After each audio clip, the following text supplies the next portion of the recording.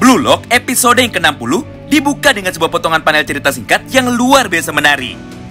Karena pada chapter inilah, kita pun akhirnya bisa melihat mengenai sebuah potongan cerita masa lalu dari salah satu karakter paling penting di dalam manga Kunci Biru ini. Mengingat dia adalah salah satu orang yang nantinya akan membuat Isagi Yoichi bisa masuk ke dalam mode metavisionnya. Dan dia juga lah orang yang akan menjadi pemicu kebangkitan bagi Isagi Yoichi ke tahap yang lebih tinggi hingga menyamai level dari Michael Kaiser. Ada yang bisa tebak siapa dia? Yap, benar banget. Siapa lagi kalau bukan Yukimiya Kenyu? Singkat cerita, tepat setelah Isagi dan juga Yuki terlibat sebuah adu argumen yang luar biasa hebat pada episode sebelumnya, dan sesaat setelah Yuki mendengar semua ucapan dari Isagi yang tanpa sengaja malah menyebut Yuki dengan julukan pemain buta, dia pun dengan penuh emosi seketika langsung pergi meninggalkan ruang ganti itu tanpa sedikit pun mengucapkan satu patah kata lagi kepada semua teman-temannya. Serta di saat yang bersamaan, Yuki pun langsung kembali teringat dengan semua kenangan masa lalunya ketika Yukimiya Kenyu masih berada di kelas 3 SMP. Di mana pada saat itu, Yukimiya sudah terkenal sebagai salah satu bintang sepak bola muda Jepang yang luar biasa hebat. Bahkan saking hebatnya, Yuki pun sampai mendapatkan sebuah julukan Golden Boy atau anak emas di dalam dunia sepak bola. Hal itu bukanlah tanpa alasan, karena faktanya permainan sepak bola jalanan ala Yukimiya Kenyu sangatlah luar biasa hebat. Apalagi di usianya yang masih sangat muda, Yuki pun mampu menjadi satu-satunya pemain yang tidak pernah terkalahkan di dalam duel perebutan bola 1 lawan 1. Namun semua momen bahagia tersebut tidaklah berlangsung cukup lama, karena setelah beberapa bulan berada di masa kejayaan, tiba-tiba saja sebuah masalah kesehatan yang tidak dapat dia hindari seketika malah langsung datang menghampirinya. Di mana pada panel ini, tanpa ada satupun sebab yang jelas, Yuki pun perlahan-lahan mulai kehilangan pandangan matanya. Baik itu di mata sebelah kanan ataupun di mata sebelah kiri. Nah, karena dirinya merasa penasaran sekaligus sangat khawatir dengan kondisi yang saat ini sedang dideritanya, akhirnya Yuki pun segera pergi mengecek ke rumah sakit untuk mendapatkan sebuah jawaban. Disinilah sebuah hal yang sangat tidak disangka akhirnya langsung diceritakan kepada kita semua. Mengingat di satu momen yang sama ini, sang dokter yang saat itu menangani kondisi dari Yuki seketika langsung berkata, "Yuki, mulai sekarang penglihatanmu akan menjadi semakin menyempit dan juga akan muncul beberapa titik buta di kedua matamu ketika dirimu mulai kelelahan. Penyakit yang kau derita ini disebut dengan neuropatik optik atau sindrom kebutaan. Di mana proses dari penyakit ini sama sekali tidak bisa dihentikan dan juga tidak bisa disembuhkan menggunakan teknologi yang saat ini kami miliki di sini.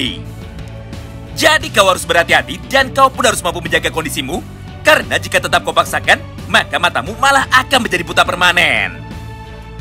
Tapi tenang saja, ini bukanlah akhir dari segalanya.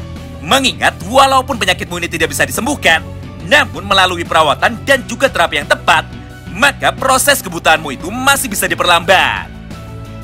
Mendengar semua ucapan dari dokter itu, Yuki pun seketika langsung terkejut dan juga seketika langsung menangis. Karena dirinya sama sekali tidak menyangka bahwa dia harus mengalami penyakit parah seperti ini, dan pada akhirnya malah akan membuat Yuki kehilangan semua kesempatan besar untuk bisa menjadi pemain profesional sekaligus striker nomor 1 di seluruh dunia. Beruntung pada panel berikutnya, sang dokter yang saat ini bertugas untuk merawat Yukimiya Kenyu akhirnya langsung menjelaskan bahwa meskipun mata Yuki saat ini hampir buta, namun dirinya masih bisa bermain sepak bola, tapi hanya dalam jangka waktu yang sangat singkat. Atau sederhananya, mata dari Yukimiya Kenyu hanya bisa digunakan paling lama 2 tahun penuh. Sebelum pada akhirnya Yuki akan mengalami kebutaan permanen dan dirinya sudah tidak bisa melihat lagi sama sekali. Nah, semua hal di ataslah yang pada akhirnya membuat Yuki menjadi sangat terburu-buru dan juga bernafsu tinggi untuk bisa meraih semua mimpinya demi menjadi striker terhebat. Mengingat waktu yang saat ini dimiliki oleh Yukimiya sangatlah singkat sekali. Atau di dalam dialog aslinya, Yuki pun dengan tenang mulai berkata seperti ini, "Baiklah, sebelum waktuku habis dan sebelum mataku buta permanen, maka aku pun harus bisa menjadi striker nomor 1 lebih dulu." Semua rentetan kejadian masa lalu tersebut berlangsung dalam tempo yang sangat cepat. Hingga pada momen berikutnya, scene pun kini kembali berpindah menuju ke lokasi ruang latihan yang dimiliki oleh tim Bayern Munchen. Di mana pada momen ini, nampak Yukimiya Kenyu yang akhirnya mulai menyadari bahwa kebenciannya terhadap Isagi Yoichi muncul karena rasa kecemburuannya atau rasa irinya yang amat sangat besar. Mengingat Isagi selalu menjadi anak emas dari Noel Noah dan juga Jinpachi Ego. Sedangkan Yuki yang selama ini selalu berjuang sekuat tenaga dengan kondisi mata yang sudah hampir buta, pada akhirnya tetap tidak dapat terpilih untuk bisa bermain di dalam pertandingan sebelumnya. Oleh karena itu, demi membuktikan kepada semua orang bahwa dirinya jauh lebih hebat daripada Isagi Oichi, maka mulai dari sini Yuki pun sekarang berniat untuk menghancurkan Isagi Oichi. Tidak peduli walaupun saat ini mereka berdua adalah teman di dalam satu tim. Setelah 10 hari berselang, kini tibalah waktu pertandingan penentuan antara tim Bayern Munchen melawan tim Manchester City. Di mana tepat sebelum mereka semua masuk ke dalam lapangan, Noah pun dengan cepat langsung mengumpulkan para pemainnya di dalam ruang rapat. Serta di saat yang bersamaan, dia pun berkata seperti ini kepada para pemainnya. Dengarkanlah baik-baik. Siapa sajakah ke-11 orang pemain yang akan aku pilih sebagai starter di dalam pertandingan hari ini? Dengan berdasarkan nilai ujian kalian pada pertandingan sebelumnya, dan juga berdasarkan nilai ujian kalian selama proses latihan. Oleh karena itu, tanpa perlu menunggu lama lagi, aku pun akan langsung menyampaikannya dimulai dari nomor 1. Yang pertama pada posisi penyerang adalah Michael Kaiser dengan total skor atau total rating sebesar 97.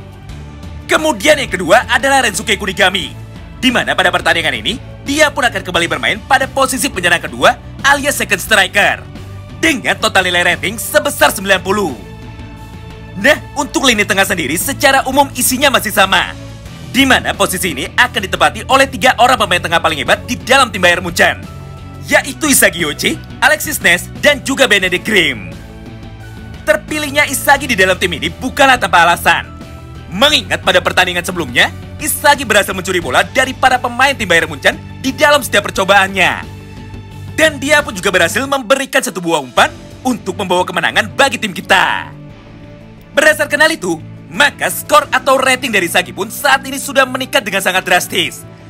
Dari yang awalnya ada di bawah angka 80, sekarang sudah berubah menjadi 82. Nah, disinilah poin menariknya. Karena mulai dari momen ini, kita pun akan diperlihatkan ketiga orang pemain Blue Lock lain yang pada akhirnya akan dipilih oleh Noel Noah untuk bermain sebagai starter. Yang pertama adalah Kurona Renzi, di mana pada pertandingan ini, dia akan bertugas sebagai pemain di posisi back sayap kanan untuk mendukung permainan dan juga membantu Isagi Oichi. Mengingat selama proses latihan sebelumnya, hanya Kurona Renzi sajalah satu-satunya pemain yang mampu bekerja sama dengan sangat baik bersama dengan Isagi Oichi. Bahkan pada panel berikutnya, Kurona yang nampak sangat senang karena dirinya akhirnya bisa terpilih seketika mulai berkata kepada semua orang, "Aku tidak peduli di posisi mana aku akan ditempatkan, karena selama aku bisa bermain, aku pun akan terus memihak dan juga membantu Isagi Oichi supaya dirinya bisa mencetak gol." Intinya, Kurona sudah memilih bahwa Isagi Oichi adalah raja yang akan dia layani. Kemudian yang kedua adalah Yukimiya Kenju, di mana pada pertandingan ini, dia pun akan dimainkan pada posisi back sayap kiri dengan sebuah tujuan sederhana, yaitu untuk membantu proses penyerangan tim mereka dan bertukar posisi dengan Benedikt Grimm ketika tim Bayern Munchen sedang melakukan skema serangan balik.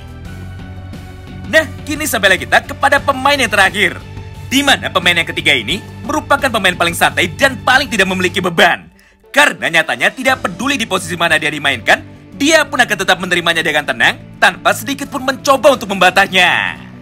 Yap, orang yang ketiga ini adalah Gin Gagamaru, di mana pada pertandingan hari ini dia pun akan kembali terpilih untuk bermain pada posisi penjaga gawang.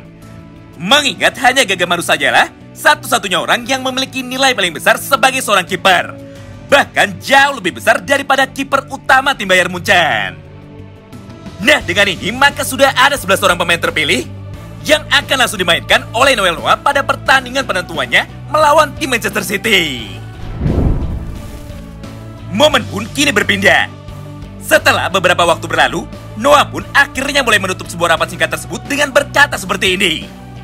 "Dengar, mulai sekarang permainan di dalam tim kita akan menjadi terpecah, yaitu filosofi sepak bola rasional dari Michael Kaiser melawan filosofi sepak bola egois milik Isagi Oichi dan juga para pemain Blue Lock lainnya. Tapi meskipun begitu, aku pun sama sekali tidak akan melarang kalian dan juga tidak akan menghentikan kalian. Mengingat hal ini adalah sebuah ujian sekaligus sebuah eksperimen mengenai sepak bola siapakah yang jauh lebih cocok untuk dimainkan di dalam tim Bayern Munchen." Wow, menarik banget ya. Berdasarkan semua potongan alur cerita singkat di atas, maka saat ini sudah dapat kita simpulkan bahwa pertarungan antara tim Bayern Munchen melawan tim Manchester City akan menjadi sebuah pertarungan yang luar biasa rumit. Mengingat tim Bayern Munchen saat ini sudah terpecah menjadi 3 kubu, di mana ketiga kubu inilah yang nantinya akan bertarung di dalam lapangan dan saling merebut bola satu sama lain. Walaupun pada dasarnya mereka semua adalah teman di dalam satu tim. Yang pertama adalah kubu Michael Kaiser. Kemudian yang kedua adalah kubu Isagi Oichi. Sedangkan kubu yang ketiga adalah kubu independen. Di mana pada pertandingan kali ini terdapat 2 orang yang akan terus bertarung dengan menggunakan caranya sendiri, tanpa sedikit pun mau memihak, entah itu kepada Isagi Oichi ataupun kepada Michael Kaiser. Mereka adalah Rensuke Kunigami dan juga Yukimiya Kenju. Nah, itulah potongan alur cerita singkat dari manga Kuchibiru episode yang ke-60. Tentu saja bagi kalian yang penasaran dan ingin tahu mengenai kisah pertarungan lengkap dari Isagi Oichi, maka nantikan terus ya update berikutnya di channel ini. Terima kasih banyak yang sudah simak video ini sampai habis, dan salam baku hantam!